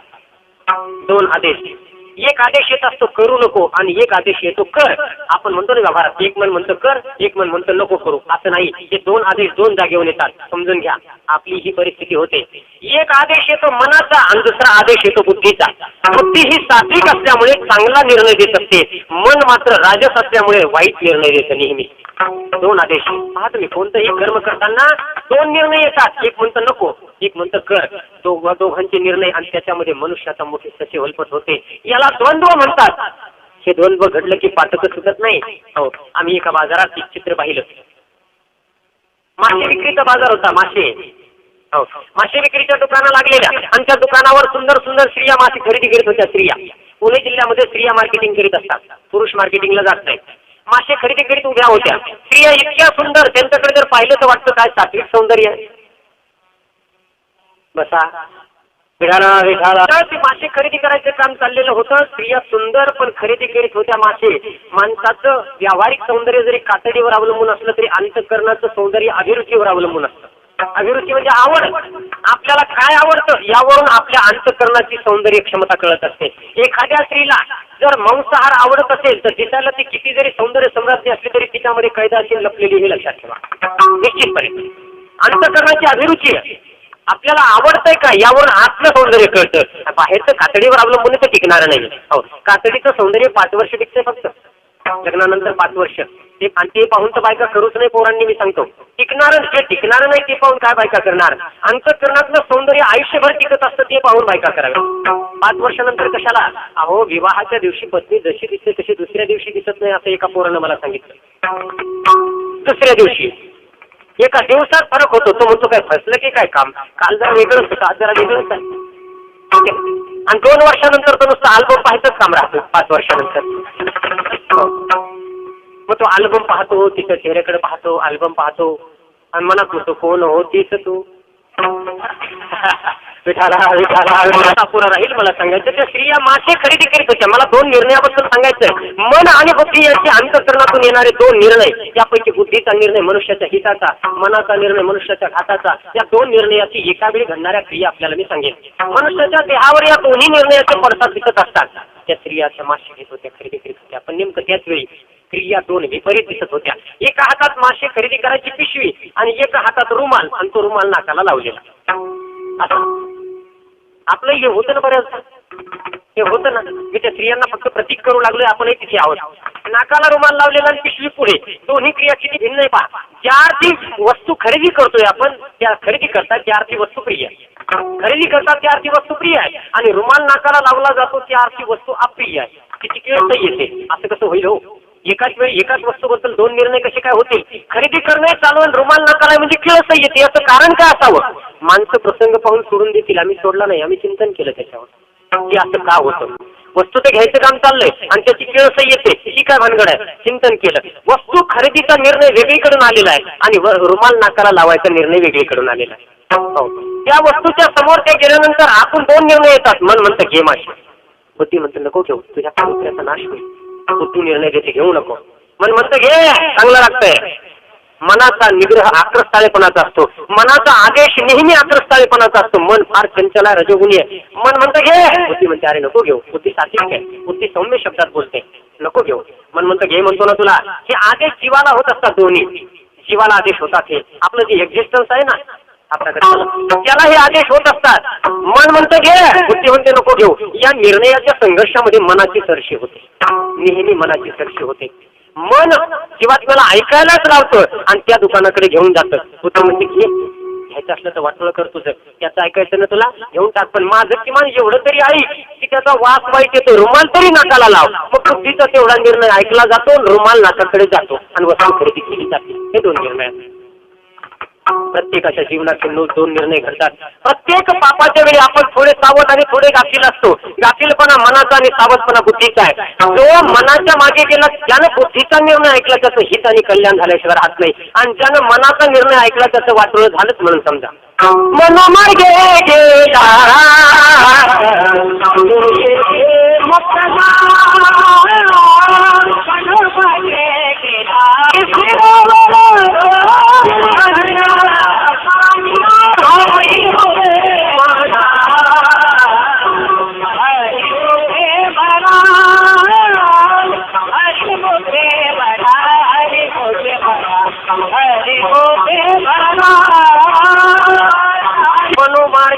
गेला तो येथे मुकला. माऊलीने सांगितलं जो मनाच्या मार्गाने गेला, मनाचे आदेश ज्यानं ऐकले तो मुकला.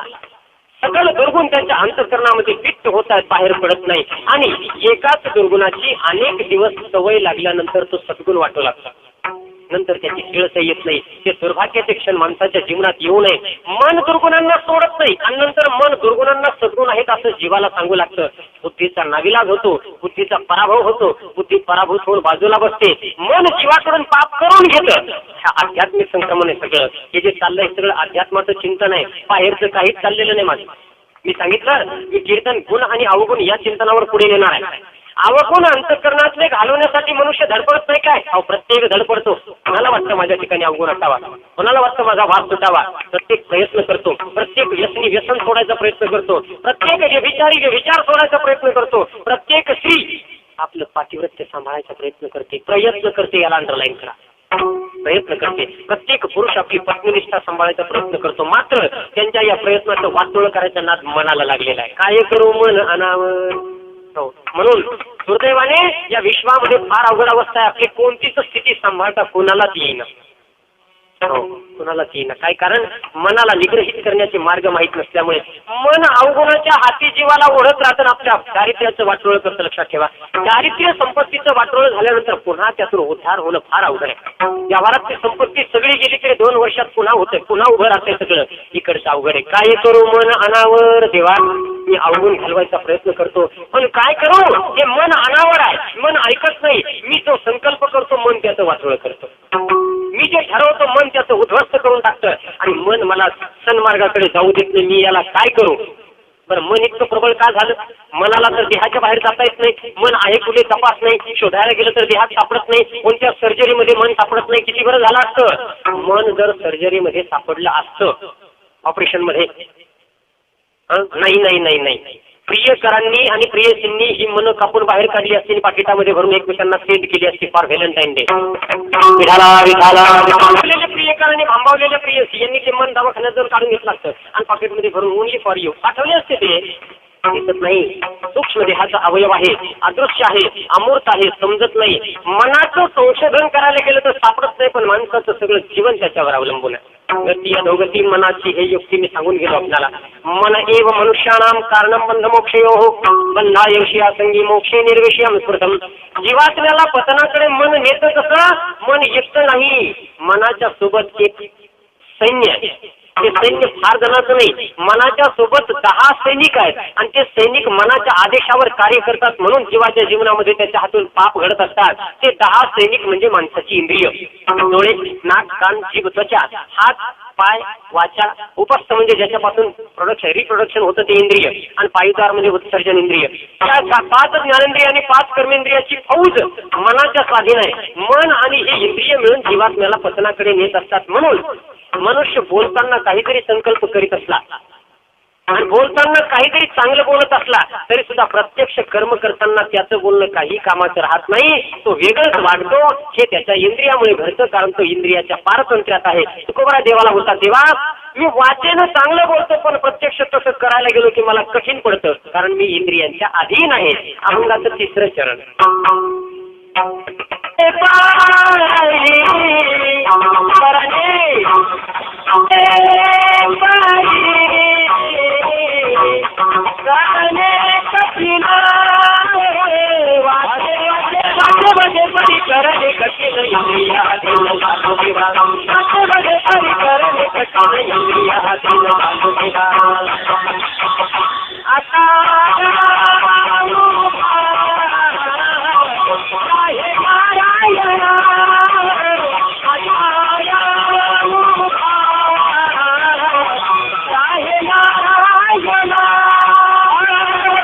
वाचे वदे परी करणे कठीण. हीच परिस्थिती नाही का आपली? वाचन फार छान बोलतो आपण, पण करताना ते करता येत नाही. याचं कारण केवळ इंद्रियाचं अधीनत्व. मनुष्य जात इंद्रियाच्या पारतंत्र्यामध्ये जीवन जगते. आपण स्वतंत्र नाहीच आहे, भ्रमातून बाहेर निघा. हो, स्वातंत्र्य 1947ला मिळालं, ऐकायला गोड वाटतं, पण माणसाचं व्यक्तिगत स्वातंत्र्य जे आहे, इंडिव्हिज्युअल फ्रीडम, व्यक्तिगत स्वातंत्र्य जे आहे ते अजून त्याला प्राप्त व्हायचंय. तुर्तास तो 10 इंद्रियाच्या स्वाधीन जीवन जगतो. जीभ, डोळे, कान, नाक, बाकीची इंद्रिय तुम्ही हिशोब लावत चाला. या इंद्रियांना जे आवडेल ते आपल्याकडून इंद्रिय करून घेतात, याला पारतंत्र्य म्हणतात.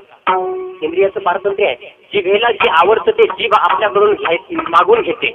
हो, आपल्याला जे आवडतं ते आपण जिभेला खाऊ घालीत नाही. जिभेला जे आवडतं ते जीभ आपल्याकडून घेते. पारतंत्र्य. त्या इंद्रियांना त्या इंद्रियांचा भोग लागतो. तुम्ही द्यायचा प्रयत्न करा अथवा नका करू. आपल्यावर त्यांचा अंमल आहे. ज्यांनी इंद्रिय जिंकली ती काही वेगळी आहे. हो, आपण इंद्रिय जिंकले नाही, आपल्याला इंद्रियांनी जिंकलेलं आहे. हो, पराभूत आहोत इंद्रियाच्या हाती. कल्पना करा नाही ते कीर्तन चालू आहे. मी एकाच इंद्रियाचं चिंतन सांगेल, बाकीच्याचा अंदाज तुम्ही बांधा. तुकोबारा बोलले माणसं 2 इंद्रियांनी वेगळी झालेली म्हणून स्वतःची क्षमता कुंठित करून बसली. पहिलं इंद्रिय जीभ आणि दुसरं इंद्रिय शिष्ण किंवा उपस्थेंद्रिय. सगळ्या जगात या 2 इंद्रियाचं वेड लागलेले लोकांना.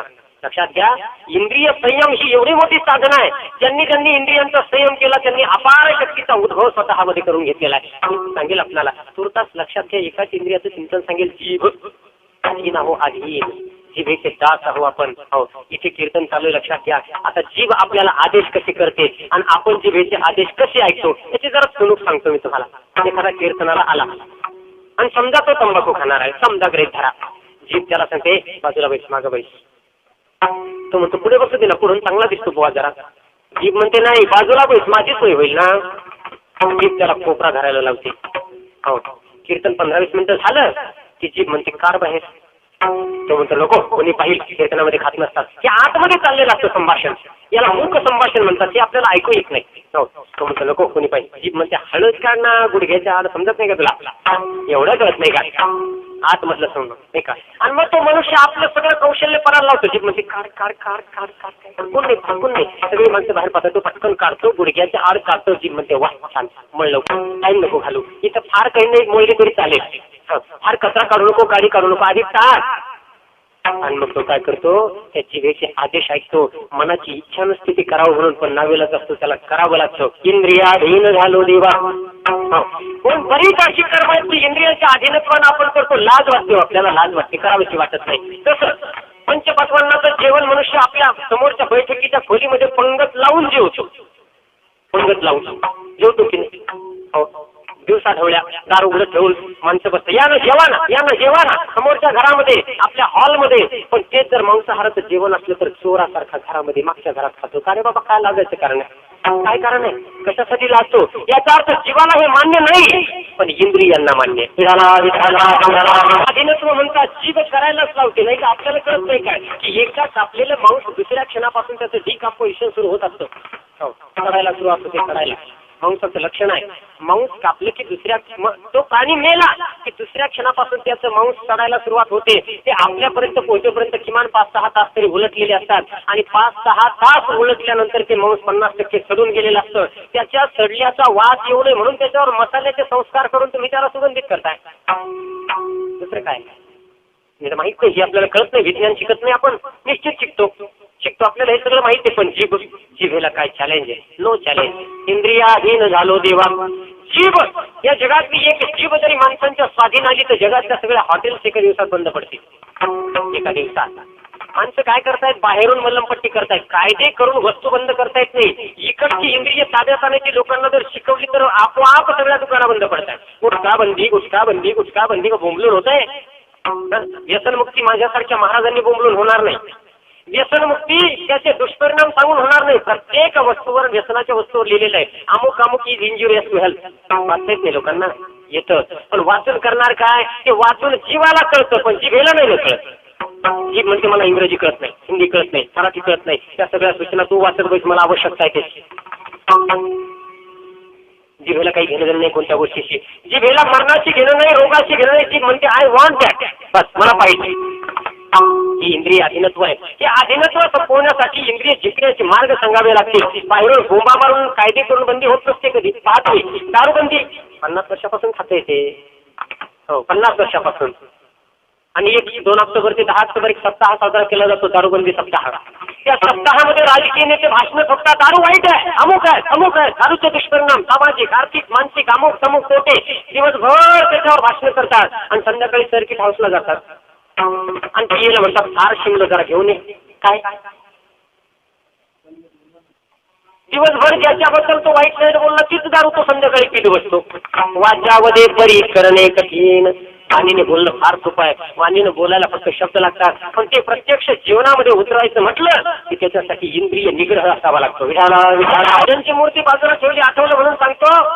कल्याणच्या सुभेदाराची सून, बाकीचं तुम्हाला सगळं माहिती आहे. वाच्यामध्ये हे बोलताना खूप सांगतील हो लोक, कल्याणच्या सुभेदाराची सून प्रकरण चांगलं रंगवून सांगतील, पण एखादी तशा हतबल परिस्थितीमध्ये आपल्याकडे जर स्त्री सापडली तर आपण 6 भार परत पाठवू काय? तेही आदरानं परत पाठवू, मनाशी विचारून पाहणं. आपण तर साधी संधी सोडायला राजी नाही. एवढं मोठं मन आपलं होईल का? ज्याला नियंत्रण लागत असतंय. म्हणून माणसं मोठी झाली आहेत. इंद्रिय निग्रहित करण्याचं सामर्थ्य सांगतो तुम्हाला. ज्यांना इंद्रिय जिंकता आली अशी माणसं इथं देव झाली आहेत. वास्तविकतः हनुमंत हा वानरामधला आहे. हो, हनुमंतरायांचा जन्म वानर कुळामध्ये. वानर कुळ मनुष्य जातीपेक्षा कनिष्ठ कुळ आहे. सगळ्यात श्रेष्ठ मनुष्य जात आहे. वानर जात मनुष्यापेक्षा कनिष्ठ आहे, तरी सुद्धा सकळ मनुष्य जात आज हनुमंतरायांची गावोगाव पूजा करते. काय म्हणून? काय कारण आहे? त्याचं कारण जितेंद्रियम. हो, त्याचा श्लोक पहा. मनोजवम मारुततुल्य वेगम जितेंद्रियम बुद्धिमतां वरिष्ठम वातात्मजम वानरयूथमुख्यम. आणि सगळ्यात शेवटी श्रीरामदूतम. त्यांचं श्रीरामदूत असणं हे शेवटचं आहे. अगोदरची लक्षणं ध्यानात घ्या. वाऱ्याच्या वेगाप्रमाणे धावणाऱ्या मनाला ज्यांनी आवरलं, मनोजवम मारुततुल्य वेगम जितेंद्रियम हे पद महत्वाचं आहे. इंद्रिय जिंकले म्हणून आज हनुमंतासारखं वानर कुळात जन्मलेला जीव माणसांना प्रिय झाला, माणसांना देव झाला. माणसं इंद्रियाचे दास आहेत म्हणून त्यांनी देवपणा सगळ्या प्राण्यांना देऊन टाकला, पण स्वतःकडे कधी घेतला नाही. माणसाच्या जातीनं देवपणा उदारपणे बहाल केला. पहिल्याला कासवाला, विंचवाला, घोड्याला, नाही का, वानराला, कशाला देवपणा दिला नाही. आपल्या देवामध्ये कोणता प्राणी शिल्लक राहिला आता? कोणताच नाही. मगर, गाढव. पण दुर्दैव माणूस सगळ्या प्राण्यांना देवपणा बहाल करतो, पण स्वतःकडे घेत नाही. हे त्याचं दुर्दैव आहे. त्याला इंद्रिय आवडायचे, जीव आवरा उपस्तावरा इंद्रियाधीन झालो देवा. इंद्रिय अधीनत्व हे आपल्या सगळ्या दौर्बल्याचं कारण आहे. दुर्गुण त्यामुळे टिकलेल्या. इंद्रिय जिंकावेत. हे हॉटेल बंद होतील मी बोललो तुम्हाला, पण माणसं कसले बंद करतायत बा. टपऱ्या ज्या लागायला लागल्या ना, टपऱ्या पावलावर टपली. खा खा, भूक नसली तरी खा, दिसलं की खा, अमुक झालं की खा. आणि आपलं रचना लंपटत्व हॉटेलवाल्याचं चांगल्या लक्षात आलं, म्हणून हॉटेलवाल्यांनी तळायचे जे पदार्थ असतात त्याची दुकानं रस्त्यावर मांडली. हो, हॉटेलवाले फार सुद्धा आहेत. ते भजी तळायला, वडे तळायला रस्त्यावर बसवतात त्या कारागिराला. आतमध्ये किचन आहे, ते रस्त्यावर बसवतात सकाळीच्या सकाळी. हो, आणि तो तळतो असे भजी. आपण रस्त्याने चाललो ते तळताना आपण जर पाहिलं ना, आपल्याला वाटतं शेरावं. जीभ म्हणते अरे वा काय पदार्थ. जीभ म्हणते चल लवकर चाल, सकाळी सकाळी एक शॉट मारून घेऊ. भूक नसते पोटात भूक नसते, पण जीभ म्हणते पाहिजे. हो, हॉटेलवाल्यांना चांगलं माहिती आहे. रसना लंपट माणसं आहेत. यांच्या डोळ्यांनी एकदा ही वस्तू पाहिजे की हे खाल्ल्याशिवाय राहणार नाही. जीभ यांना मोकळं सोडणार नाही. हे वर्म त्यांना कळलेलं आहे. पण आम्ही एक दृष्टी आपल्याला देतो. ती वस्तू तळली जाताना पाहून जर इतक्या पटकन खावीशी वाटत असेल, तिच्याकडे दृष्टी गेली की काही नाही. त्याच्यापेक्षा थोडी दृष्टी वर उचला आणि तळणाऱ्या भजन वड्यापेक्षा जो तळतो त्याच्याकडे डोळे भरून पहा. आयुष्यामध्ये कधी ती वस्तू खाण्याची इच्छा होणार नाही. त्याचा तो काळा कविन्न देह, त्याच्या डोळ्याला आलेली चिपडी, त्याच्या अंगाचा तो मळ, त्याच्या बगलीतून पातळणारा घाम, त्याच्या तोंडामध्ये तंबाखूचा बोकना, तो पाचकन कुठेतरी थुकतोय, त्याचा हात पिठामध्ये आहे, त्याच्या अंगावरचा मळ जर सोडून काढला तर त्याचा गणपती होईल छोटासा, एवढा मळ निघेल. कधी आंघोळ केलेली नाही त्यानं तो मळ. विचार करा या गोष्टीचा सूक्ष्म. त्यानं न काढलेली नख, त्याची लांब लांबची नख, तो वडे काढतोय, भजी तळतोय, मध्येच त्याच्या अंगाला खाज येते, कुठेही खाज येते. त्याला वाटेल तो खालतोय. त्याला काही सेन्सॉर नाही, त्याला काही लिमिटेशन्स नाही, तिथे कोणतं स्टराईल एरिया नाही, कोणतं बंधन नाही. वाटेल तिथे मोकळ्या मनाने खालतो. पुन्हा तोच हात तो पिठामध्ये घालतो, पुन्हा ते वडे तळतो. आणि आपल्यासारखे स्वच्छतेचे पूजक पाणीपुरी विकायला नाही आलं मी. पाणीपुरी तो मडका, त्या पुऱ्या, तो भैया पाणीपुरी विकणारा, त्याची नख, त्याची ती बोट, तो बोटाने त्याला छिद्र पाडतो, त्याच्यामध्ये 2-4 काहीतरी टाकतो आणि टपकन हात बुडवतो त्या मडक्यामध्ये. इतका हात त्याचा मडक्यात बुडला जातो. किती वेळा बुडतो की म्हणायच्या ताटीच्या वाटीमध्ये ते ठेवतो आणि पोरी कॉलेज त्याच्या खातात पहा. तोंड असं वाकडं तिकडे करून चंबू करून तोंडाचा. अरे काय चालवलंय तोंडामध्ये, काय घालतोय आपण, याचं काही नाही, काय ज्ञान आहे. अग्निमिषे भरार माऊलीने वर्णन याचं 17व्या अध्यायामध्ये केलं आहे. मनुष्य इंद्रिय लंपट असल्यामुळे कोणता भोग चांगला आणि कोणता वाईट याची त्याची दृष्टी संपल्यामुळे अवगुणांचा थारा अंतःकरणामधून संपत नाही. देवा इंद्रियाधीन झालो देवा, हे सगळं चिंतन आपल्या पुढे मांडलं. तुकोबरा देवाला बोलले, देवा माझे अवगुण मला कळत आहेत, मला समजत आहे, मी अवगुणी आहे लक्षात येत आहे, माझे दोष मला कळत आहेत, पण माझी इंद्रिय माझ्यावर अंमल करून बसलेली आहे. मी इंद्रियाच्या स्वाधीन केलं म्हणून माझी कर्म चुकत आहेत, माझे पाप त्याच्यामुळे चुकत आहेत, माझ्या पापांचे डोंगर त्यामुळे वाढत आहेत, माझ्या अंतःकरणामधलं पावित्र्य संपत आहे, माझे सद्गुण संपत आहेत, दुर्गुण वाढत आहेत आणि परिणामी आत्मविश्वासाच्या शक्तीचा नाश होतो. तू आमच्यावर कृपा कर, आडवा उभा राहा, अवगुणांची आमची ताटातच घडून आण, सद्गुण आमच्या अंतःकरणामध्ये येऊ दे. अभंगाचं दुसरं चरण.